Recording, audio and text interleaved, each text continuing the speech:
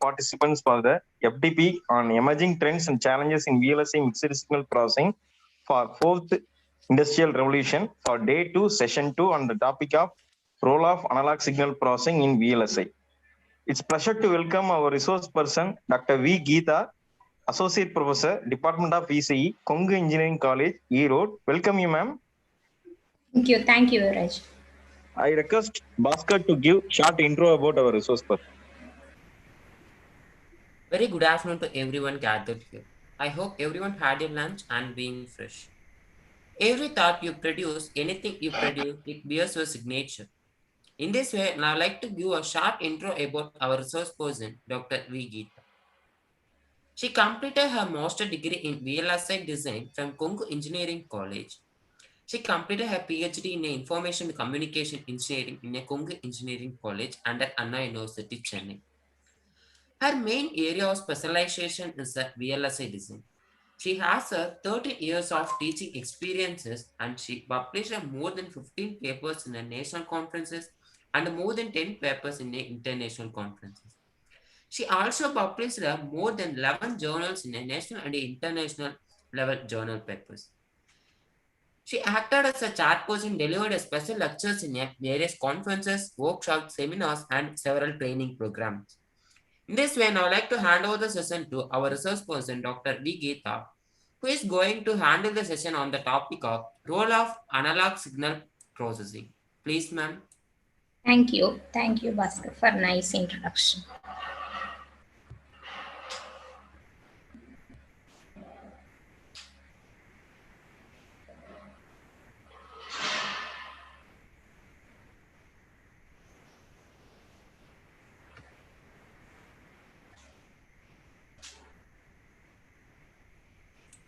You can share your screen, ma'am.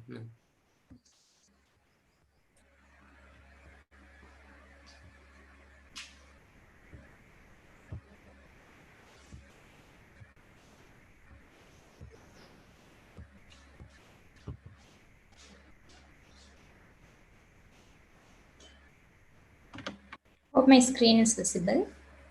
Yes, ma'am, visible, ma'am. Thank you. Good afternoon to one and all connected in the meet. So today we are going to have a discussion on the topic role of analog signal processing in VLSI, and I want to share a research work in DWT image processing. So this part may be helpful to the research scholars who are in the meet.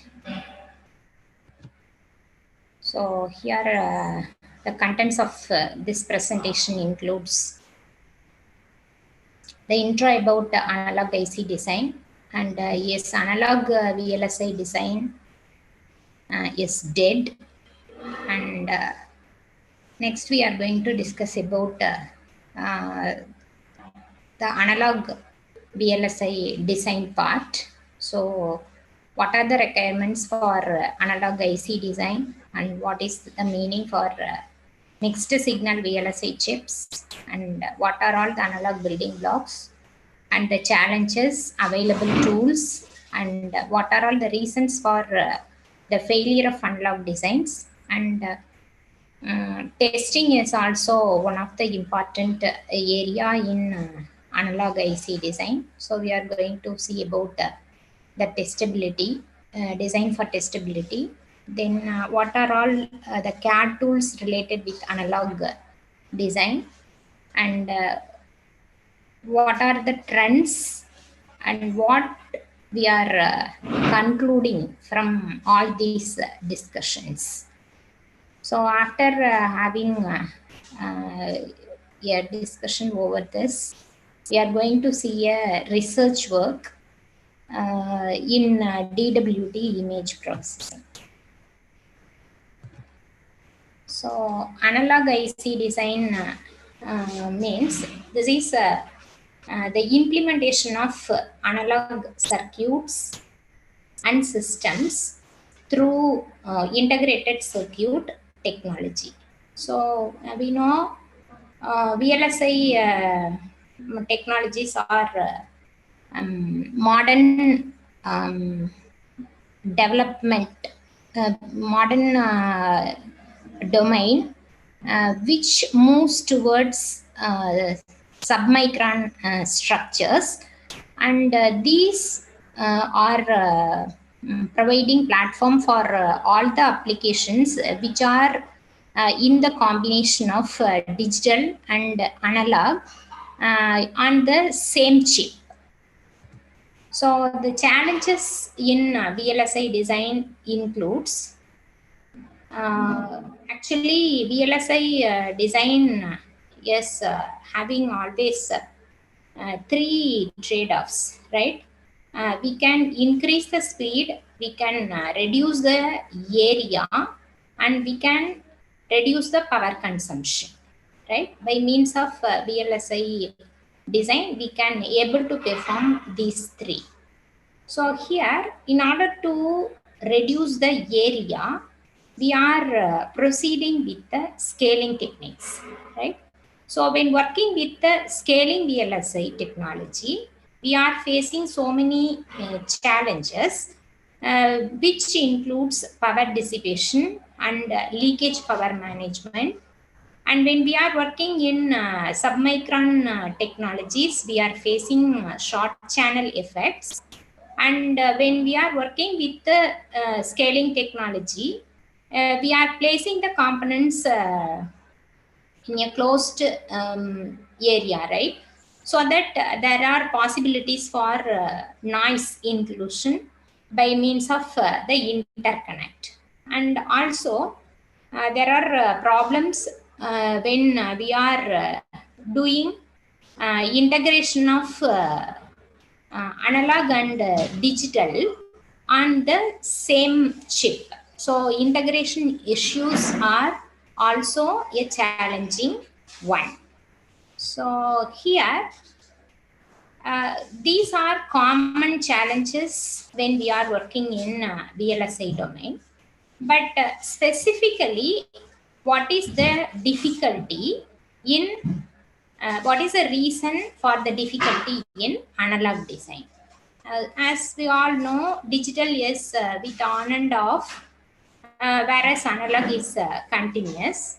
Because of this continuous nature, we are facing difficulty while going for design, because we need to consider various parameters like temperature, noise, and power signals. So these are the factors which can affect analog circuit. So when working with the analog circuit, we have to consider all these parameters, then only we have to go for the design part. So this is Moore's law, which relates the number of transistors in the how the number of transistors increases for every 2 years. So for we know as per Moore's law, the number of transistors doubles per every 18 months, right? So here, before 1970s, see the number of transistors only in tens, whereas after 1970s, you can see the tremendous increase, billions of transistors. So while seeing all these things, the development is in the digital VLSI alone, so that we all are having a mindset that analog VLSI design is almost dead. But actually, this is not the fact. The total analog chip sales as per the survey in 2012 is $39 billion, whereas it increases to $48 billion in the year 2004. So why analog VLSI is important, right? So we all know the real-time signals are analog nature, and when working with the real-time signals, we have to measure the real-time signal, we have to monitor, we have to sense, right? So the transducers are used for sensing the real-time signal and converting them to, by means of sensors, we are sensing the real-time signals and we are converting that analog real-time signals to digital signals. So here most of the transducer output are analog nature, right? So here, even if the analog circuit is only a small percentage in the total chip area, even then we need a good designer for designing the system, because even with this much small percentage, the analog circuit should decide the overall system performance. So the part of analog may be a smaller one, but the entire system needs more care, because the overall system performance is decided by the small analog part which is present in the system. So here we are normally we are not doing designs with the pure analog system. We are integrating the functionality with the digital domain. So when working with both analog, while working with these two domains, one should have sufficient knowledge in the field of analog as well as in the field of digital, and one should be able to understand the interactions between the two domains. So before 1970s, we all know analog design techniques with the discrete components was developed. But after 1970s, digital system was developed more when compared with the analog system, because of its advantages like accuracy and simplicity.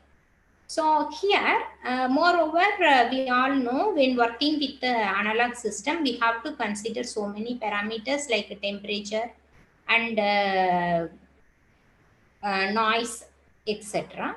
But in digital system, we are not actually bothering about all those things. So here, when considering all these advantages, a digital IC development is a little bit higher when compared with the analog IC.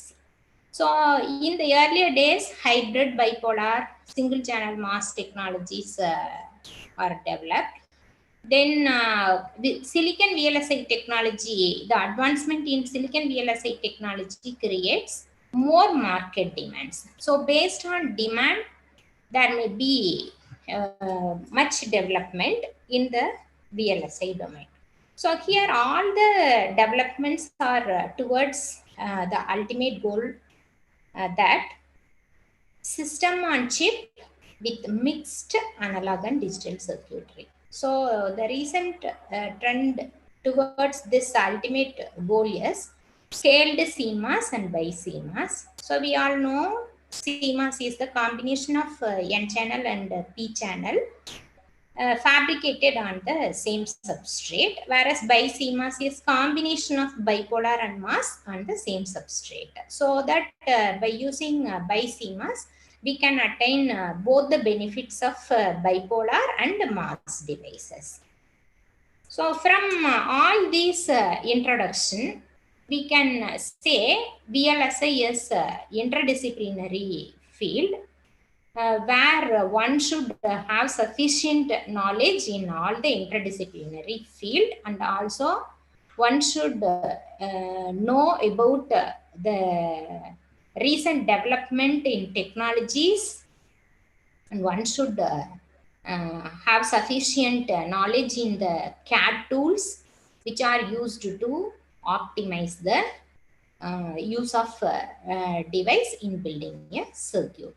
So here device modeling and CAD tool knowledge is also important when we are working with this interdisciplinary field. So as we discussed, this can give you the interdisciplinary fields. Device modeling, one should know about the simulation tools, automation tools, and system design and VLSI circuit, and the research, material research. So all these are interdisciplinary domain which should provide input to the VLSI development area, and from that we can able to do any application specific ICs, or we can do any technology development. So these are all the various components of VLSI microelectronics. So here another thing is mixed signal VLSI chips. So in the recent days, analog VLSI is moving towards this mixed signal.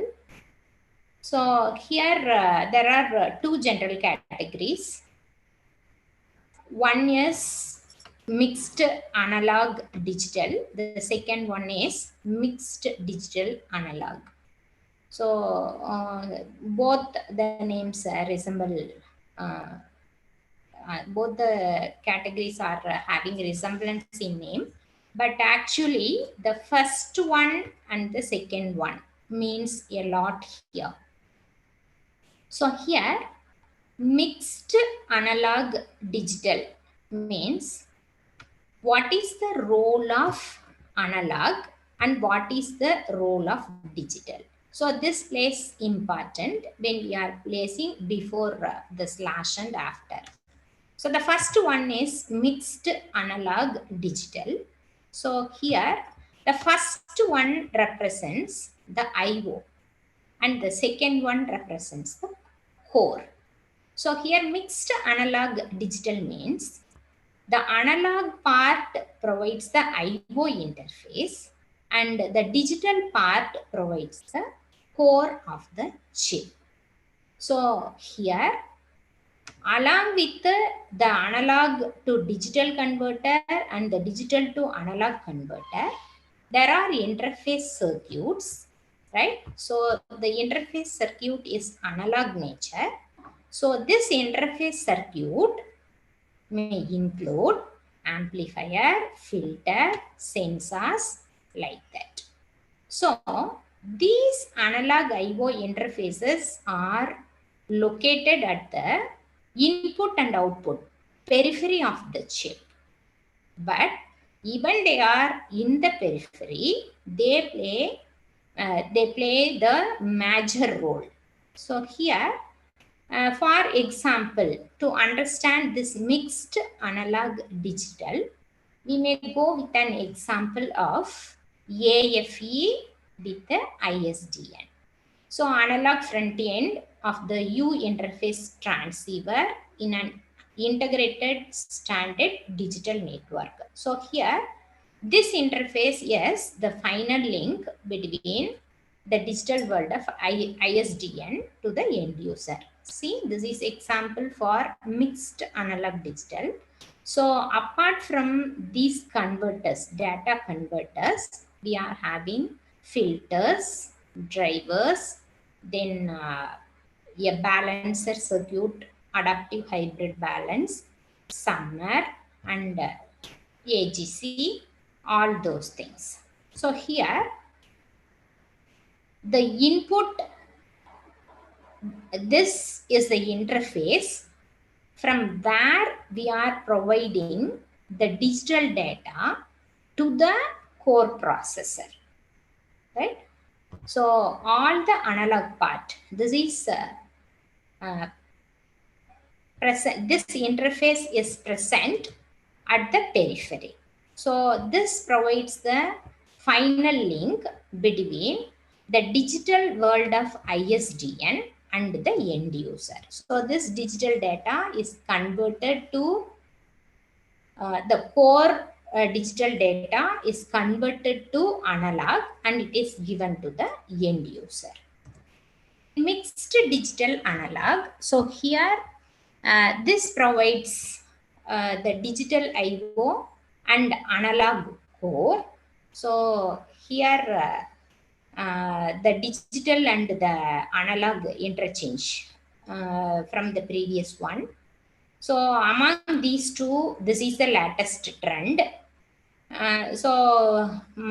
This mixed digital analog is used for neural systems, design of neural systems. So here the entire core is analog, right? So because of this, pure analog systems are coming under this mixed digital analog. So the core analog and the I/O part is digital means you can say that as pure analog system. So that's why in the introduction part, we are saying that pure analog systems are not in practice because whatever may be the data processed, we are connecting that either to any of the relay or we want to measure the database, how much time it is on and off, like that applications. We are converting them to digital database and we are storing it for further analysis. So here the complexity is related with the I/O. So here whatever may be the digital data given to the analog processor, there may be mismatch in the speed of operation and the capacity of the core analog processor and the D to A converter and A to D converter. So matching of all these comes under the another problem related with the mixed digital analog system. So this is the example for mixed digital analog. See here we are providing digital information and this digital to analog conversion is done and is given to the analog processor, I mean core, analog core part. From that, analog to digital conversion is done and the output is given to the digital world. So this is the example for mixed digital and analog. So core part is analog with the D to A converter and A to D converter. So input and output both are in the digital world. So the basic analog building blocks includes current sources, current mirrors, single stage amplifiers, differential amplifiers and op-amps, comparators, voltage references, data converters, switched capacitor circuits. So what are all the challenges in the analog domain? So speed, right? So today the maximum speed is with the 5 Gbps. And when working with such speedy systems, we are having problem with the PCB designing itself. We are having many limitations. So the typical PCB material which is used in the system itself is having limitation in order to design advanced analog design systems. Then analog designers are often using interface chips and Texas Instruments gives a tool, Texas Instruments LVDS. So by means of using this, this is a inbuilt one by means of which we can trace the signal in the PCB across the motherboard. Then by means of this, we can able to calculate the power requirement and silicon die area requirement. When speed increases, the clock, timing, everything is getting a reduction. So when moving towards high-speed circuitry, PCB layout is very important.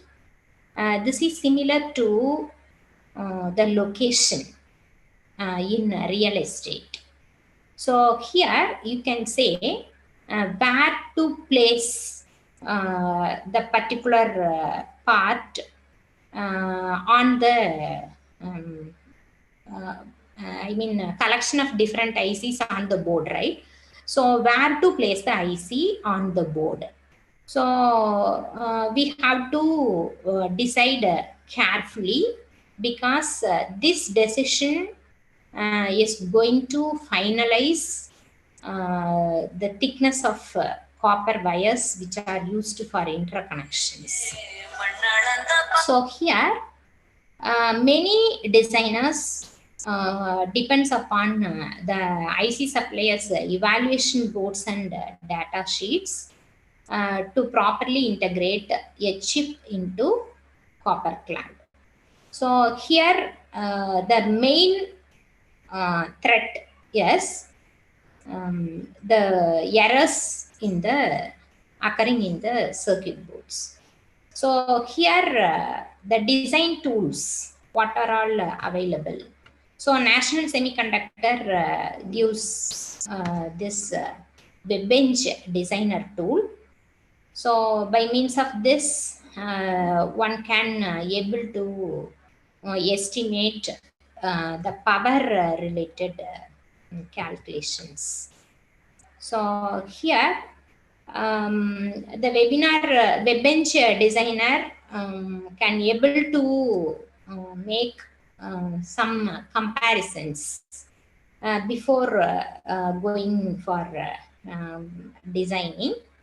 And by means of this webbench designer, one can able to select and ordering the components, how to select and how to place the components in order while working with the breadboard. So this can guide the designer.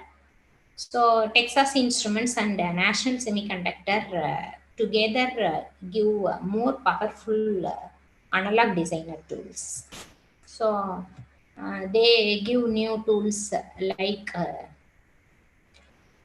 this instrumentation amplifier, common mode voltage calculator. So by means of this, we can able to calculate the noise, slew rate, gain, everything about the various parameters related with the amplifiers. So by means of all these tools, the designer can take a breath. In a quick manner, they can design all these things without taking much duration for all these calculations. So they can solve many problems. They can avoid many problems by means of spreadsheet calculators like this instrumentation amplifier, common mode voltage calculator. These are spreadsheet calculators. So the other one is engineer zone. So this is technical support community. So they are providing some proven reference designs available in the website. So by picking them, we can do the design with more confidence. So for that, they are providing this ADI SIM RF. This is one of the tool the company offers this one. and circuits from lab. This provides a database with the proven circuits. So by means of all these spreadsheet like calculators, we can able to do much. Then even with all these design tools, again there are more possibility for failure of analog designs. Because of what? So here actually analog circuitry stopped following Moore's law a long back, but even there is no tremendous increase in transistors. There is a gap between the analog and digital domains in VLSI. Here, the digital design is a little bit superior when we are doing comparison between analog and digital, because here in the analog designs, we are following older methods for design and also for verification. And also the design automation tools and verification tools are not available as that for digital systems. So this statement can give you the better way. The analog blocks do account for a large percent of chip failures. When mixed signal ICs are considered, the analog part take the responsibility for more chip failure. So this statement is from the mentor Siemens Business. So why this analog block is accountable for more chip failure? Yes, due to its complexity, and there are more possibility for occurrence of error and full custom design, and the systematic verification tool, automation tool is less when compared with the digital domain.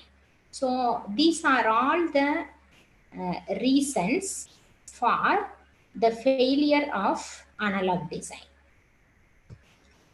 So when working with the ICs, analog part or digital part, testing is one of the important domain. And before going for production, and also in the complete VLSI design flow, testing is one of the major part. So here there are analog testing, digital testing, and mixed signal testing. So pure analog means all the macros are analog. We are providing analog input and we are taking analog. When we working with the mixed, there may be analog input and the core is digital, and again the digital output is available here. So here we are working with both analog and digital part. Here in pure analog, we are working with only analog part. So when working with the digital part, there are different techniques for testing: macro test, boundary scan test, self test, and many more number of tests are available. When working with the analog, we all know analog design is having many more possibilities for the occurrence of faults when compared with the digital. So what are all the possible testings?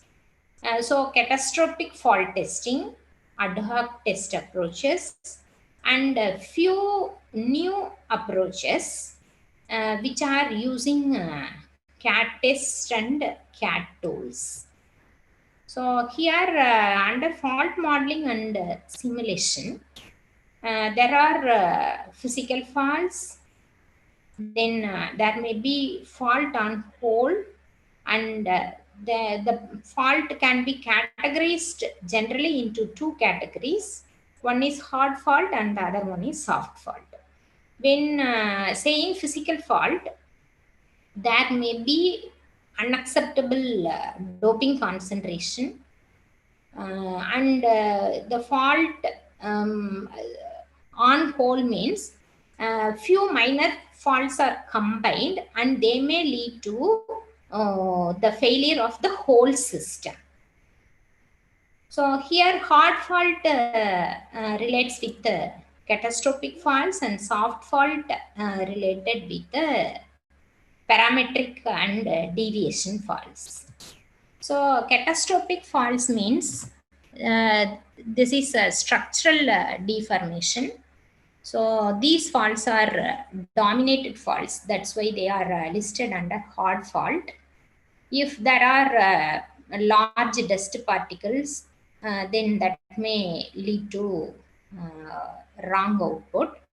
So we can say all the open short interconnections coming under this hard fault category. And soft fault means these are very difficult to identify, like tiny dust particles on the wafer. So that is a problem with the soft fault. So other than this hard fault and soft fault, there are some other faults like multiple fault, non-catastrophic errors, etc. So to detect all these faults by simulation, we need fault models. So we may provide input test patterns, and we have to observe the output from these models. By means of comparing these, we can able to find out how much fault is detectable, so that we can calculate fault coverage. Then there are two deviations of fault. One is global and the other one is local deviation fault. So many simulators are recently available, like Smash, Sauber, and Monte Carlo analysis, etc. So here, while going for the testing analysis part, the controllability and observability, how the designer can able to control and observe the outputs. How easily one can control and one can able to observe. So for that purpose, here the embedded nodes testing are available for analog or digital. So here analog circuits exhibit multiple deviation faults. You can say, for example, this is RLC, where this P1 and P2 are test points. These two nodes are for the purpose of testing. Like this, we can incorporate testing nodes in the circuit by means of measuring those nodes. We can able to identify the fault. So here there are two fundamental approaches. One is problem specific, and while doing the design, while starting the designing process, we can start the testing process also. So here the hierarchical approach is dividing the circuits into smaller components in the hierarchical way, and from that we can able to observe and control. So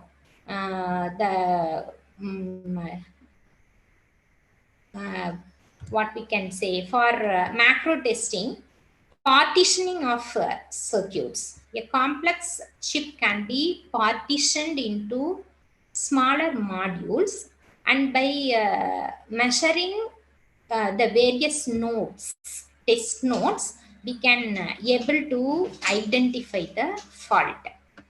Say for example, in the given circuit, see here, this is node N1 and this is node N2 and this is node N4.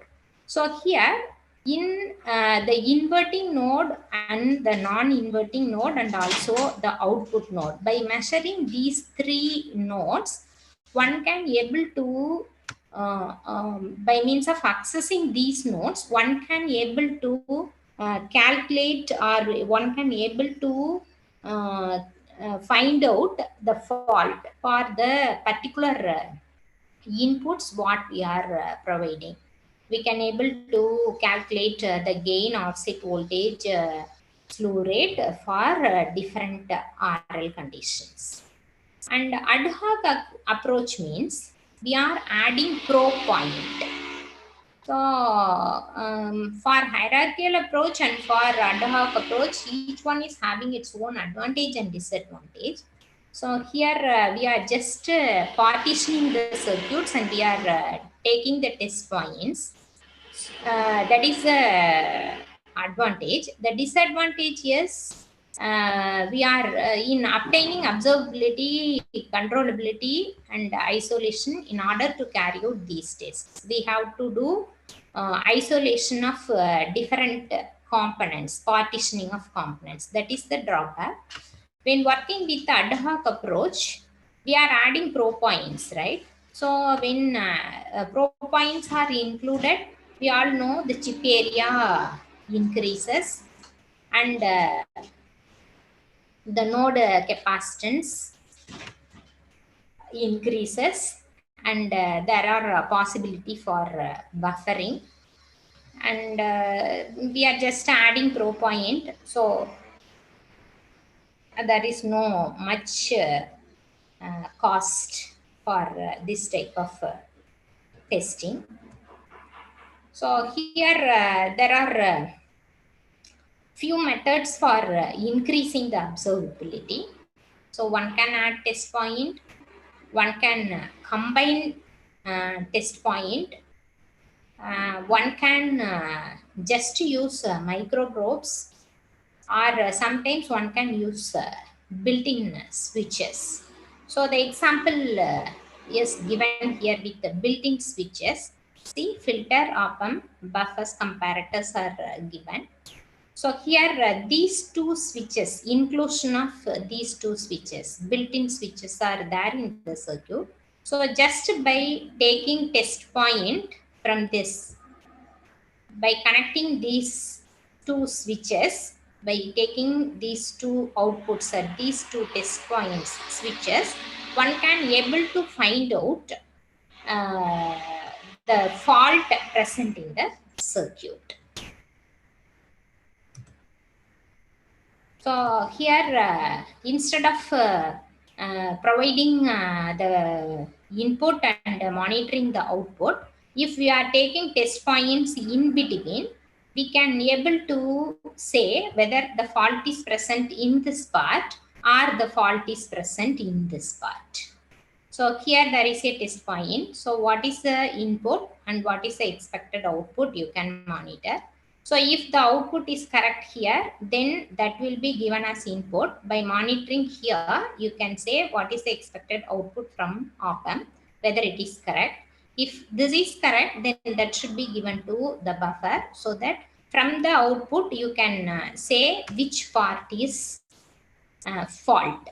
So by means of just connecting the built-in switches, you can increase the observability. So for increasing observability, one can isolate the input and output from the previous stage, or you can add a probing point, or you can use laser beam, or you can use gates and multiplexers. So by means of using all these things, it automatically disconnects the input from the output of the previous stage. That is the advantage of doing all these procedures while going for increasing the controllability.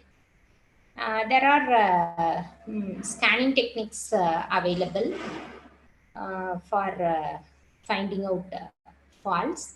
So here many approaches are available. One among that is connecting the shift registers. So in between, while partitioning the circuits, you can incorporate shift registers in between, so that by seeing what is available with the shift registers at that time, you can able to find the fault. So by monitoring what is inside the shift register for the particular input, one can able to observe, and if they want to change it, they can just do it by changing the input. So here when working with the shift registers for monitoring, we need additional input and output pins, and when shift registers are included, the size increases.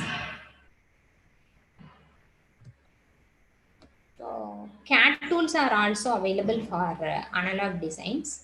So here whatever may be the complete circuit diagram, the device sizes, and what are all the passive elements used, everything should be taken into account.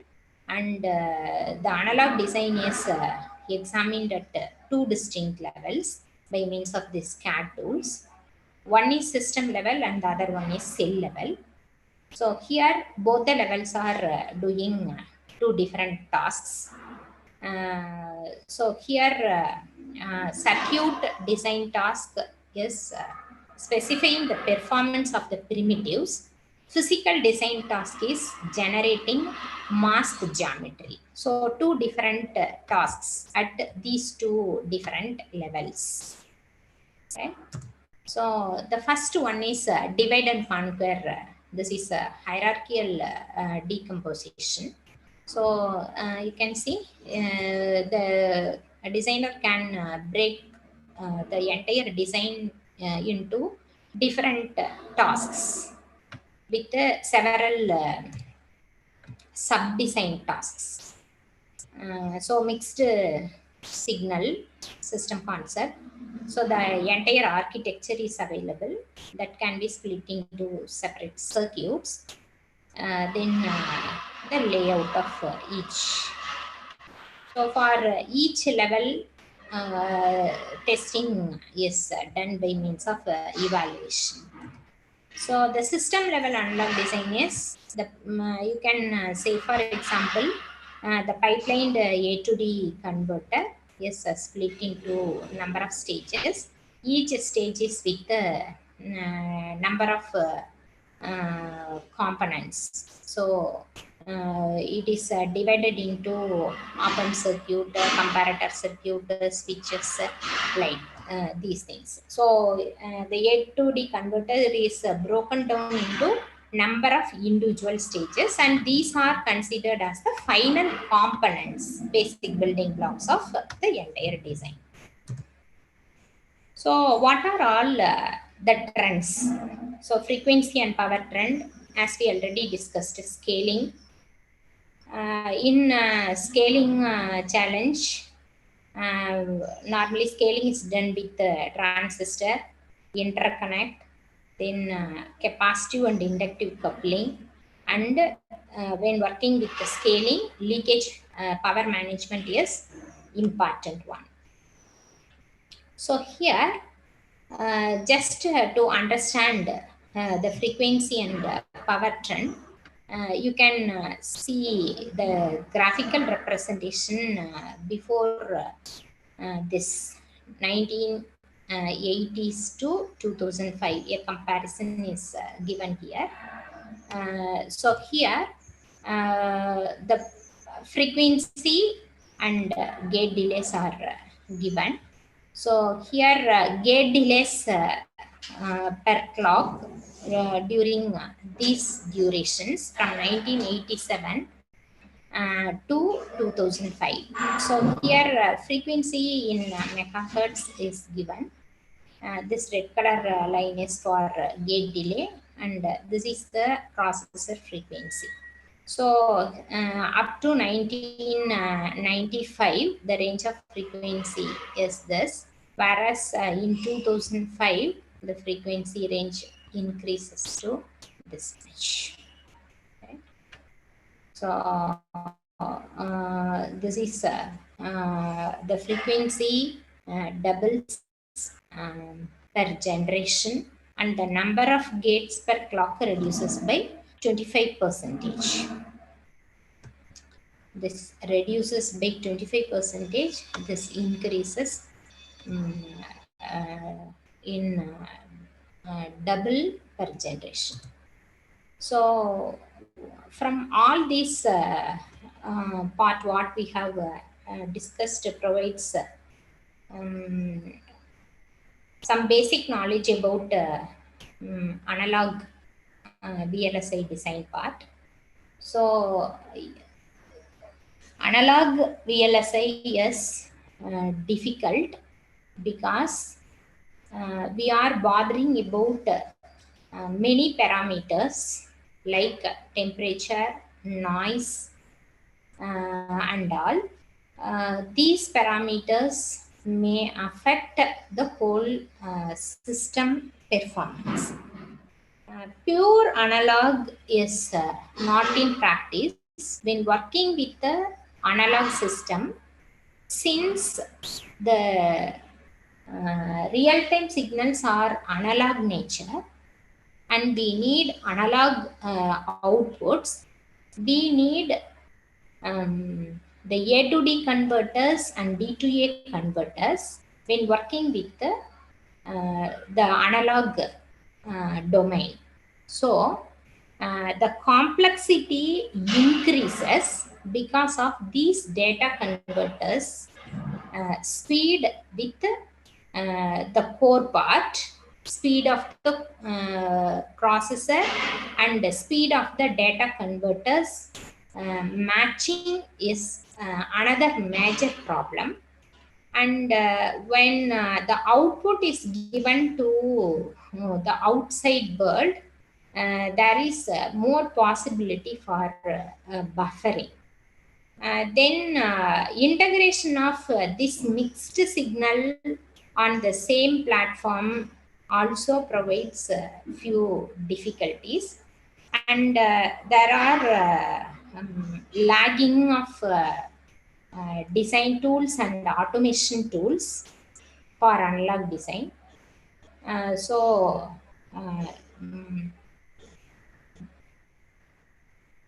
Naturally, analog signals, working with analog signal is a difficult task. Moreover, there are lagging of design tools and testing tools makes this platform a little bit difficult when compared with the digital part. But for the next 10 years also, there are possibility for this scaling technology in VLSI. So here analog designers should focus on the variables on which they have to manage, and what are all the sensitivities with the circuit constraints, and how better is their results in order to make the whole system with a good performance. Because even the analog part is a smaller one, the entire system performance is decided by that analog part alone. So the quality of result is another one focus for analog designers. So this is what I want to share. If you have any clarification you can ask.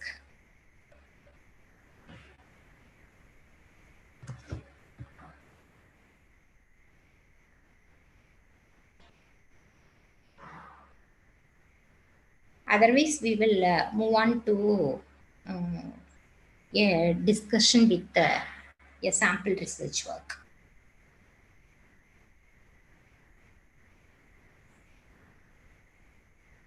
Shall we proceed to the next part? Yes, ma'am, you can proceed, ma'am. Okay. So this research work is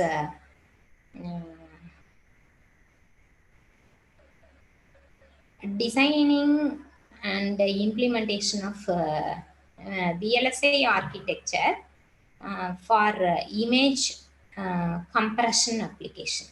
Okay.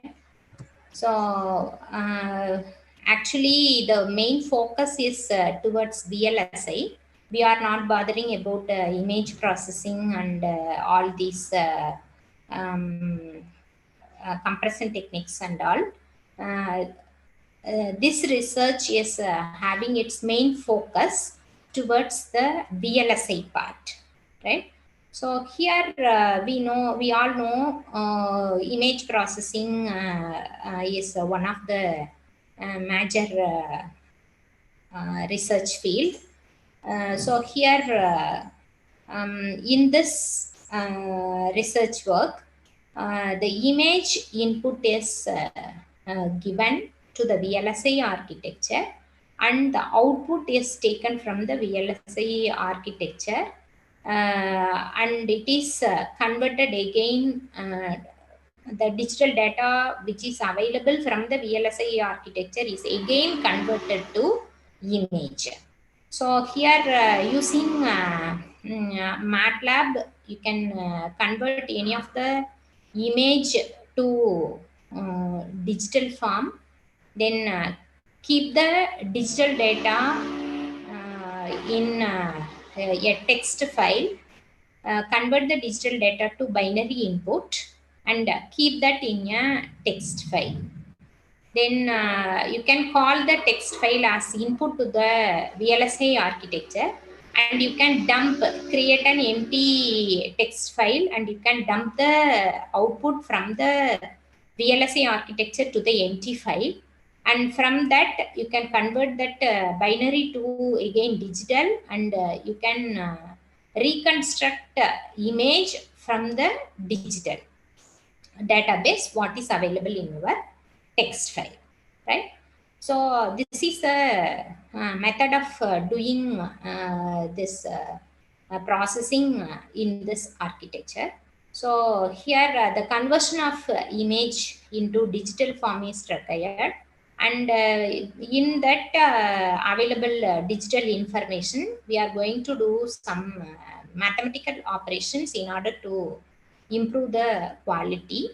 So here, when working with the image processing, image compression is important, because in order to minimize the memory, we are going for image compression.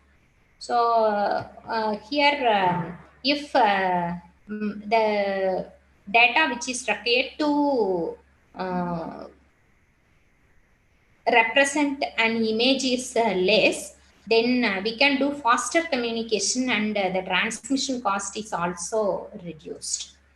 There are naturally two types of compression techniques. One is lossless and the other one is lossy.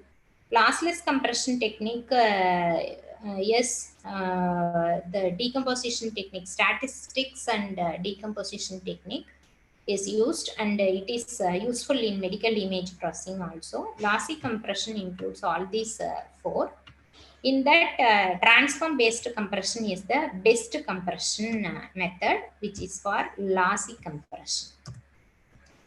So here, wavelet transform decomposes the signal into some set of basis functions.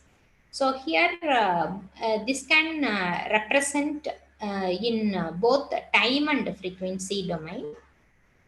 So here, it can be represented in both time and frequency domain means we can have a more clarified data. The time information and the frequency information both are available. So here the advantage of this discrete wavelet transform includes high compression ratio and the computation techniques are more straightforward.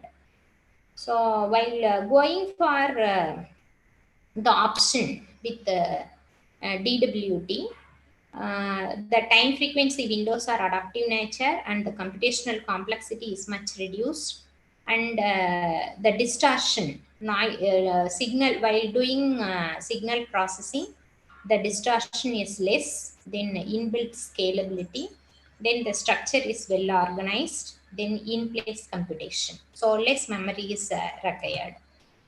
So the application includes almost all the domains: image compression, data compression, speech analysis, signal coding, biomedical, wireless communication, data communication, gate analysis, you can say anything. So the implementation of DWT is possible with two different domains. One is convolution based and the other one is lifting scheme. Convolution based is with more arithmetic operations, and this is a sequence of process. Accumulation of the arithmetic operations, results of arithmetic operations are needed in the convolution based implementation, so that the memory requirement and the arithmetic operations are more in case of convolution based DWT implementation. So the next second category is lifting scheme, where in the lifting scheme the wavelet filter matrix can be split into upper and lower triangular matrices by means of Euclidean algorithm. So this can be performed by means of just 3 steps: split, predict, and update. So here the input is given and the odd and even coefficients are just split by this split step, and the verification of whether there are any odd coefficients present in the even coefficient is predicted by means of this predictor step, and if there are presence of the odd coefficient in the even coefficient, then they can be updated by means of this updater. So just by doing these 3 steps, we can factorize the polyphase matrix of any wavelet filter into sequence of alternating upper and triangular matrices, and the diagonal matrix with the constant. So here this is the structure of lifting scheme, where this is the input sample, this is odd sample, and this is even sample, and just by doing prediction and updation, we can able to get the high coefficient and the low coefficient. So this there are many advantages of lifting scheme. Instead of more number of arithmetic operations in convolution, here only less computations, and there is no memory requirement because everything is calculated at the place itself. Then the complexity is reduced. Then perfect reconstruction is possible, and irregular sampling. We can use this for irregular sampling. So here for this research work, Davichi's 97 filter is selected because we all know when working with the image compression and image processing, we all know that image compression standard is JPEG 2000. So in the internal architecture of JPEG 2000, Davichi's 5397 610 filters are default filters. So since the work is related with the image compression, here Dobch's wavelet of order 97 is preferred. So here in this research work, we are going to see a review about CST architecture and CST with the harness rule. So here the first one is CST based VLSI architecture. So here the ultimate aim is multiplier is replaced by the CST representation. So when multiplier, we all know that multipliers are stronger computational units. So in order to reduce the area and in order to increase the speed, we are going for converting the strong computational units into weak computational units, so that the multipliers can be removed from the architecture by means of shifters and adders. So by means of this, we can able to achieve the goal. So here multiplier-less CST architecture is proposed. So here the coefficients are flipped.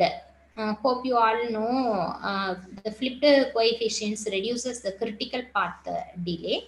So here in this 2D DWT, there are 4 coefficients alpha, beta, gamma and delta for computing 1D DWT. So here all these filter coefficients are flipped. Instead of alpha, beta, gamma, delta, they can be flipped and alpha inverse 1 by alpha, 1 by beta, 1 by gamma, 1 by delta is used. So when the DFG is flipped, you can say the multipliers are not in the critical path, so that the multiplier, by means of eliminating the multipliers from the critical path, the critical path delay is reduced. And we are doing multiplication by this 256. The need for doing this multiplication is just to convert the range of coefficient. Here for this research work, the coefficients, the Dobch's wavelet 97 filter considered, right? So the range of coefficient is from 0.04 to 1.5. So just by multiplying this 256, left shift by 850, left shift by 8 bits, we can able to convert this to integer with the range 12 to I think 406. So within this range, if you want to represent in binary form, you need just 10 bits. And the 2's complement is considered for negative representation as usual. So first we have to take CST representation. So the coefficients are flipped and they are multiplied by 256.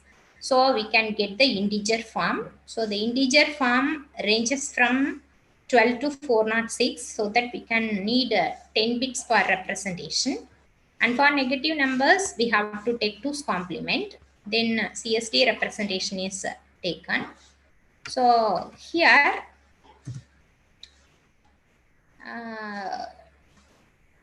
in CST, normally when working with the CST, there is no 2 consecutive. We have to apply CSD where no 2 consecutive bits are non-zero, right? So this consists of minimum possible number of non-zero bits, so that the name canonical signed digit. So minimum possible number of non-zero bits, right? So here this is the algorithm for CSD representation. So from this algorithm, you have to start from the rightmost one. From rightmost you have to start where there is a consecutive number of ones.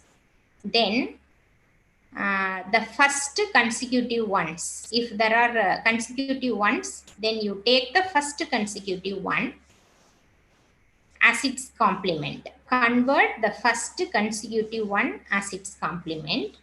Then the remaining ones are 0. Okay? Then after the remaining ones, you have to just flip the next bit. Right? So by doing this method, you can able to convert the binary number to CSD. So in the given number, you just see from the rightmost, just check whether there are consecutive number of ones. If consecutive number of ones are present, you take the first consecutive one, write its complement, and remaining ones are now taken as zeros. Then you just flip the next digit after this consecutive zeros, right?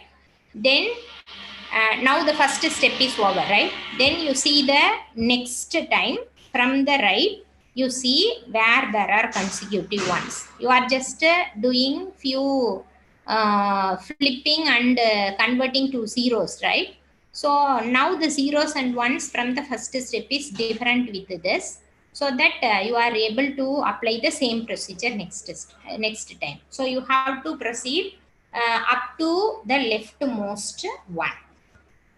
So after completion of this, there should not be consecutive ones, right? If there are consecutive ones, again you have to apply the procedure. So this is the structure of CSD multiplication. So here the example of CSD multiplication, the filter coefficient and the input data is given. So here the image is grayscale image is taken. So the values ranges from 0 to 255. So just to take the filter coefficient, then convert this to integer form and take the equivalent CSD, right? So here the value of alpha is given, right? 0.6305. So just you multiply it with 256, as I already told you. So you can get 161.408. You neglect the fractional part and consider only the integer part. So 161. Then convert that 161 to binary, so that you can get 101401. If you want to represent that in 16-bit, you can append 8-bit zeros in the LSB, right? So here the 9th bit, 11th bit and the 16th bit are ones in the binary representation. Then the value of the coefficient is negative, so you have to take 2's complement, right? So 1 0 1 4 zeros 1, you find out 2's complement, then you have to apply the procedure to get the CSD number, apply CSD algorithm, right? So 1 0 1 4 zeros 1, if you are going for 2's complement, you can get 0 1 0, then 5 ones, right? So the first step of your CSD is from the rightmost, you can get 1 flip, then 4 zeros, again 1 flip. The next one is 1, then 0. Then if you go for the second step of your CSD algorithm, you can get one flip, then 0 0 0 0, again 1 flip, then this will be 0 1 flip. So these LSB 8 bits are appended in order to make this as 16-bit data.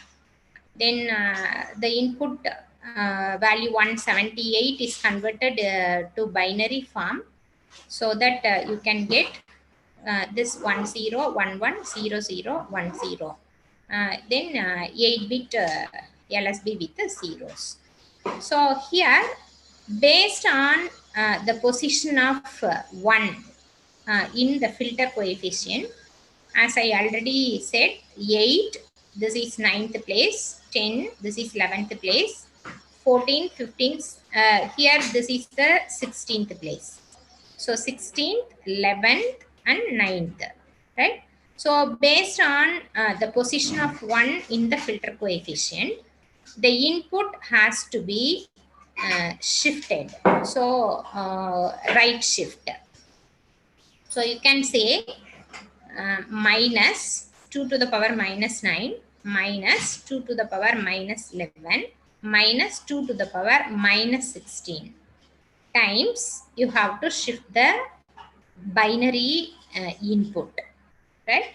So again, since the result, the filter coefficient is negative, you can take 2's complement for the output, which is your expected result. So see here, there is no multiplication, only shifters, right? So shift and add. This is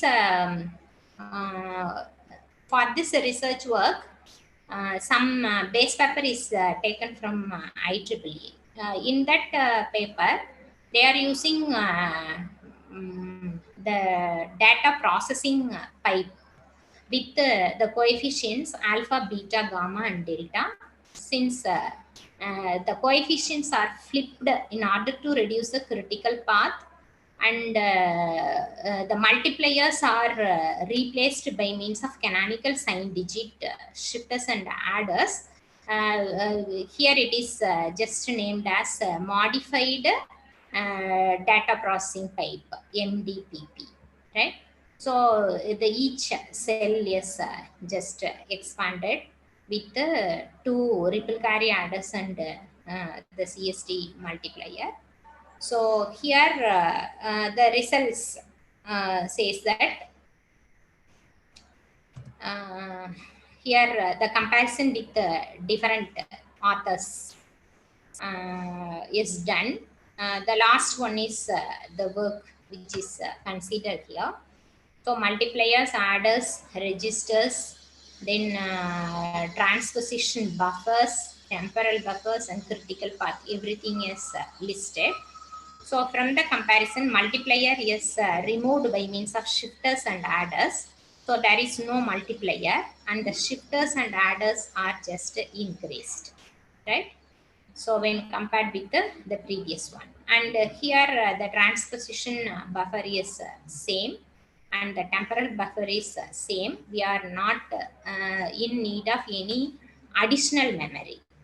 It is maintained similar to that of the existing system. So here it is not a drawback.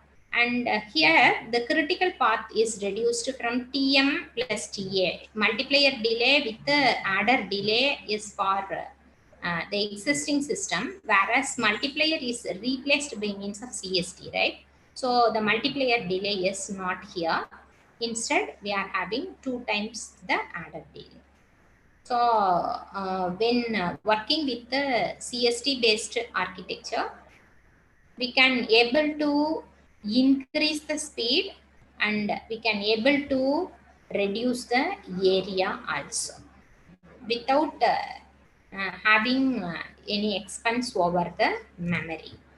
So this is again a comparison parameter, so that we can able to get all these factors. Then we are going to adopt harness rule in order to design an efficient DWT architecture. So harness rule is one of the important and familiar thing. So here, canonical sign digit is with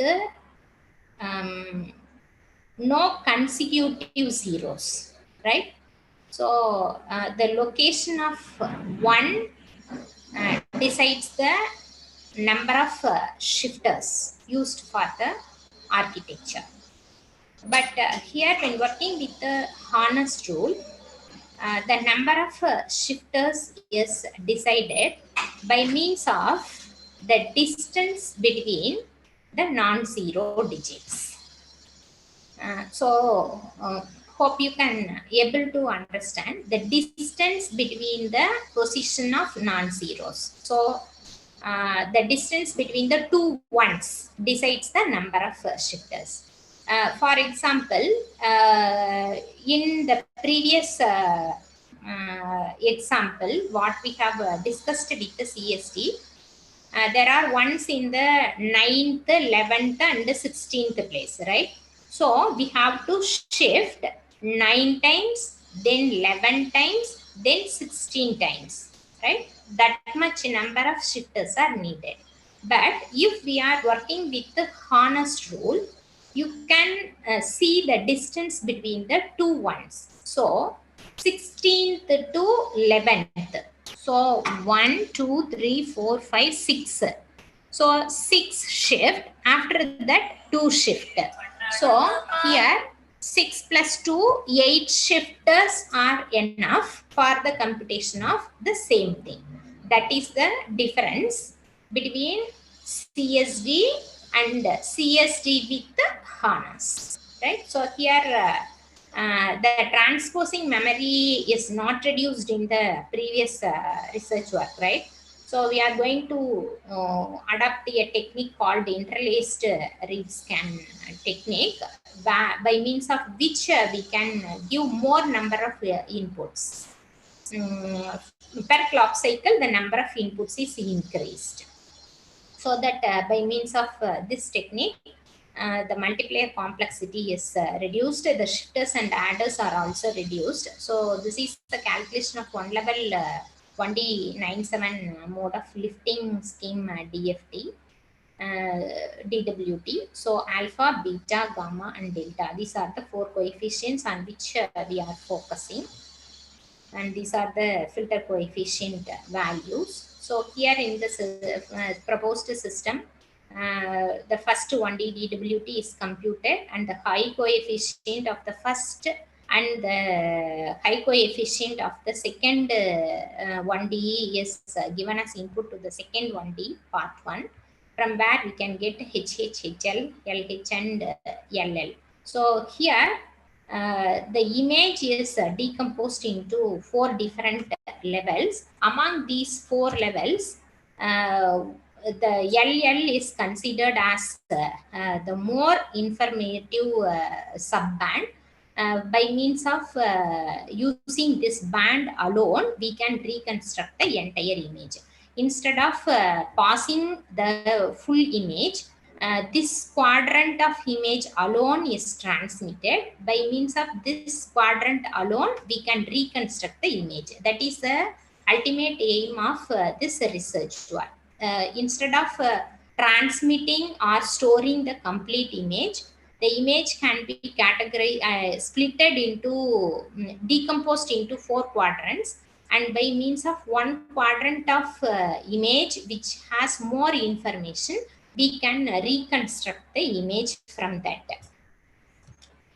So the first 1D DWT structure, see here the harness rule based MAC is designed and is used for the construction of 1D DWT based on the data flow equations which is given in the previous slide.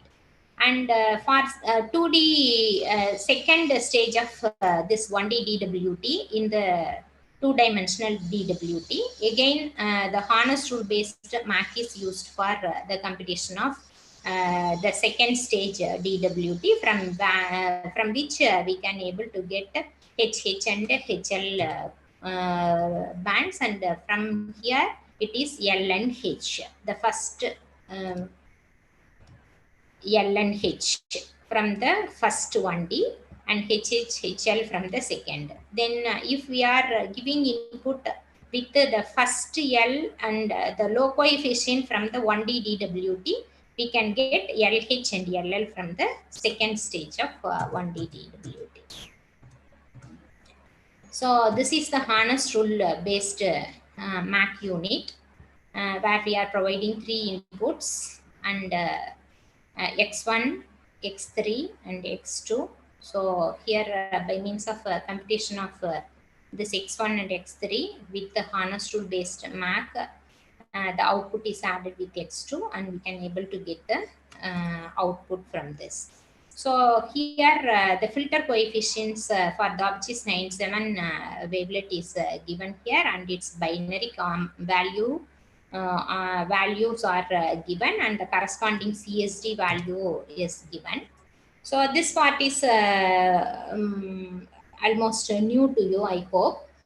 So here G is the input image pixel and alpha and beta are the filter coefficients. So here you can take the filter coefficient, the first filter coefficient alpha. So just we can say you convert the given filter coefficient to binary so that you can get this one 0.100101110. So this is just a binary representation of alpha, right? So here this alpha coefficient is converted to CSD representation. So wherever there are consecutive ones, you just flip this and convert the next to 0. Then after this, you have to flip, right? So this will be 1 complement, I mean flip. So 1 flip 1 0 0 1 1 0. Then in the next stage, again you have to keep this 1 flip and you have to change this 1 to 0. Then you have to again change this 0 to 1, right? Then here you have to check. So consecutive ones, you flip this. Then this 1 will be shifted to 0. Then after this, you have to again flip. So you have to keep this as 1. So this is the CSD representation of this one. So based on the position of 1, you have to shift. So 2 power 1. So here it is 2 power minus 1. Then 1. So you have to keep this as plus 2 power minus 3. Then minus 2 power minus 5. Minus 2 power minus 7. So the place first 3, third place, fifth place, seventh place. So this much number of shifters. So this left shift, then right shift, this much number of times. So total number of shifters is 7 plus 5, 12, 12 plus 3, 15, 15 plus 1, 16, 16 plus 1, 17. Total number of shifters needed for the computation of this multiplication is 17 shifters and this much a number of adders, right? So when working with the harness rule, we know the position, the distance between the position of 1 decides the multipliers, right? So here this calculation is taken from Texas Instruments multiplication manual. So this procedure says that based on the position of 1, right? So you can take this CSD, right? So here the distance between the two ones. From right most you have to start. So the distance between these two minus 2, right? 2. So you have to take minus 2. So here the coefficient is with a negative value. So you can take minus g into 2 times minus 2 plus g. So initially you have to take the input image pixel as the intermediate result, and you have to accumulate with the intermediate result the calculated value. So minus g into 2 to the power minus 2 plus g will give you g1, the intermediate result. Then you have to check with the next one. So here the distance between the two one is 2 to the power minus 2, right? So g1 into 2 to the power minus 2 plus g will give you g2. Then you take this as the intermediate result and check for the next distance between the two ones. Again 2 to the power minus 2. So g2 into 2 to the power minus 2 plus g will give you g3. Now before this decimal point you have to stop, right? So this is the result for the fractional part. So in order to compute the fractional part result, you have to just take the position of 1 where the first one occurs in the fractional part. So here it is the first place, right? So G3 into 2 to the power minus 1, which will give you alpha 1, which is the result of the fractional part, right? Then you have to go through the integer part. So here decimal part. So in this integer part, the position of the first bit 2 to the power 0. So here it is 0, right? So this intermediate result from the fractional part is added with g into 2 to the power 0. 2 to the power 0 is 0 here, position of the 0th bit.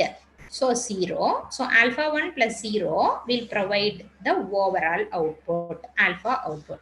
So now you can check 2, 2, 2, 6 plus 1, 7. Just 7 shifters and 1, 2, 3, 4. 4 adders are needed. You can check the number of reduction in shifters and adders between these two. 17 number of shifters, 1, 2, 3, 4. 4 number of adders. Here just 7 number of adders and 7 number of shifters and 4 adders are needed. And this is for the same thing for beta coefficient. So the coefficient is just multiplied by 256 and we can able to here you just convert the given number to binary, right? You can proceed as usual. Take the decimal part and take the floating part. You can multiply by 2 with the floating part and take the integer part from that. And again, you can proceed with the multiplication by 2 from the fractional part. In the same way, you can do for this 0.05298. So you can take 0.052 into 2. Then you can keep the integer part and take the fractional part. Then multiply the fractional part with by 2. So that again you can get the value with the 0.1 something. Again you keep the integer part as 0. Then that 0.1 something is multiplied by 2. Again you will get a 0.2 something. In the similar way you can proceed so that you can get the binary value of this coefficient. Then you apply Csd representation so that you can get 0.000100 1 flip 0. So here the position of 1. So 1, 2, 3, 4. So 2 to the power minus 4. Then 6, 5, 6, 7. So minus, this is one flip. So minus 2 to the power minus 7. So 7 plus 4, 11 shifters and 1 adder is needed, right? But here if we are going for harness rule, minus g into the position, the distance between the position of ones. 1, 0, 0, 1. So it is 3, right? So 2 to the power minus 3 plus g, you can get the intermediate result as g1. Then the position of 1, so 1, 2, 3, 4. So 2 to the power 4. So g1 into 2 to the power minus 4, which gives you beta 1. Then 2 to the power 0 is 0. So g into 0 provides you 0. So beta 1 is your beta out. So 3 plus 4.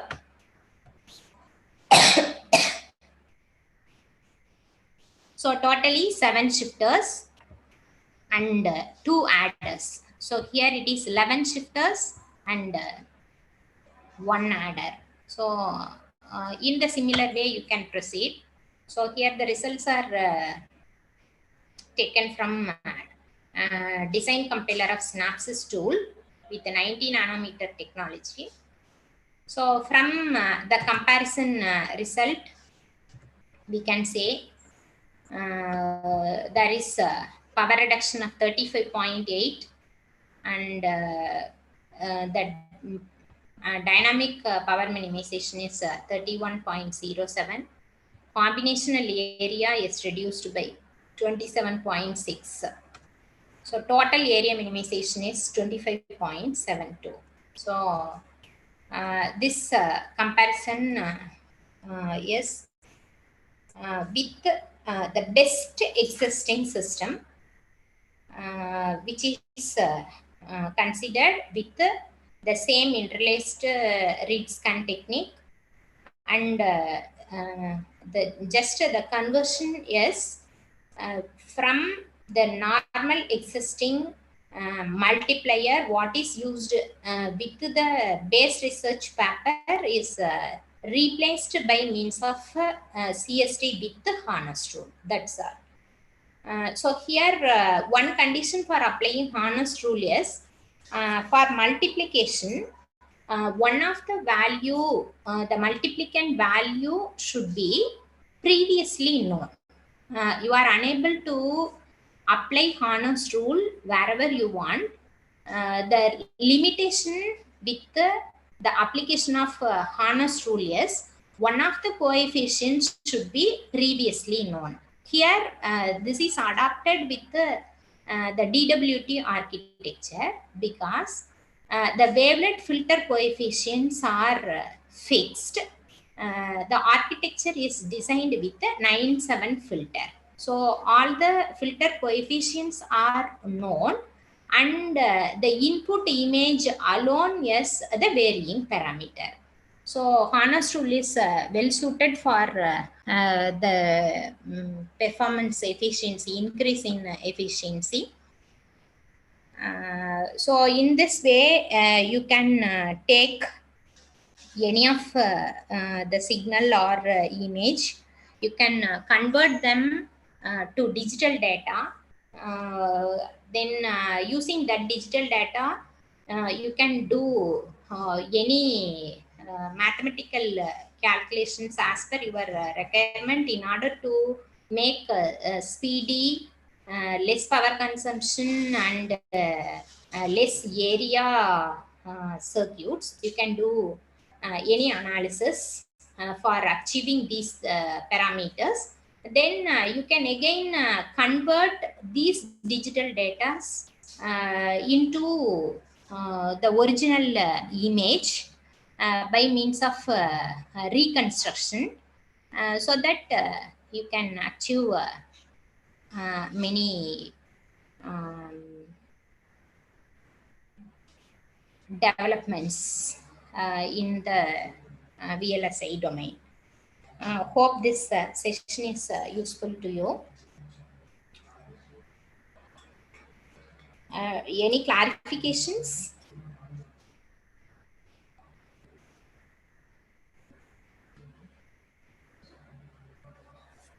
Dear participants, if you have any doubts or queries, means you can ask now.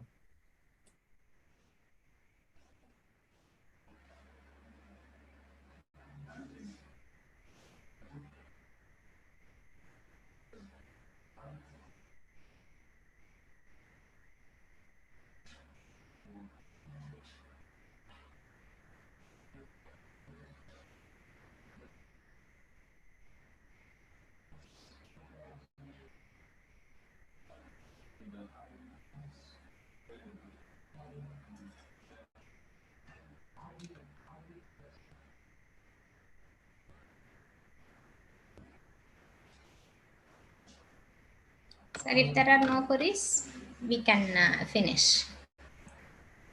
Okay, ma'am. Let me conclude the session, ma'am. Yes. Kind words are short and easy to speak, but their echoes are truly endless. In this way, now I'd like to thank our today's first person, Dr. V. Geeta, Associate Professor, Department of ECE, Kongu Engineering College, for providing this wonderful session in this FTP. On behalf of organizing team and Kongu College of Engineering and Technology, we once again thank you so much, ma'am. Thank you, sir. Thank you for the opportunity given to me.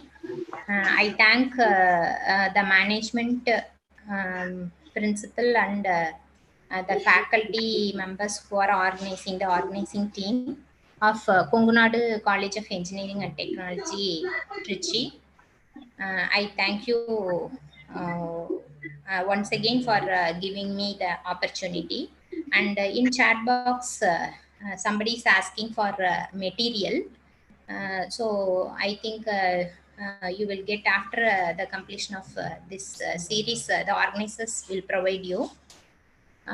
Thank you, my dear friend, Dr. Yuvaraja, for giving me the opportunity to share my research experiences in this field. Thank you. Thank you, ma'am. Thank you very much for your presentation. Thank you, Yuvaraj. Bhaskar, may I leave? Yes, ma'am, you Ma'am, can you leave. can leave, Thank ma'am. you. No problem. Okay, thank you. Thank you. Dear participants, the day 2 session 2 attendance and the feedback link is posted in chat box. It will be open up to 30 minutes only, so kindly fill it soon. While filling the feedback form, kindly select your respective FTP ID.